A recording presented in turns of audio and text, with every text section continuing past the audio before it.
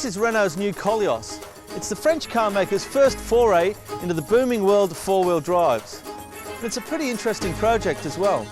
It was designed in Europe, but it's actually being built in Korea, and it was engineered in Japan by Nissan, Renault's global partner.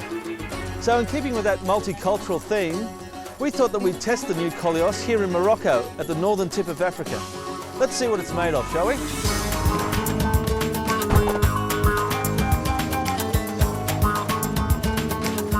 The Koleos is built on the same platform as Nissan's popular X-Trail. It's actually the third vehicle to be built off that platform because Nissan also builds the Dualis off X-Trail underpinnings.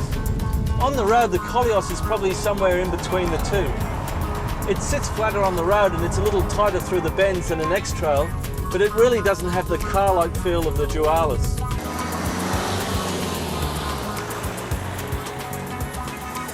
The Koleos may be a soft roader, but it's actually got some really neat off-road tricks. One of them is called Hill Start Assist. If I'm on an incline like this, what it'll do is hold the brake on for me for 3 seconds while I take off. 1, 2, and we're away.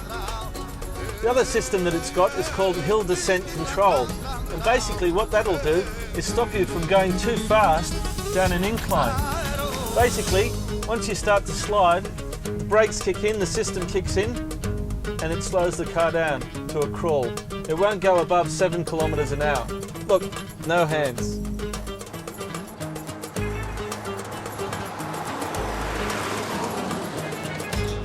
Inside, the Renault has some really clever little touches. The glove box is chilled. There's heaps of these little storage bins. There's one in the armrest here, and there's a couple in the floor in the back. And then there's this thing. It's a removable rubbish bin that you can take out and wash in the dishwasher.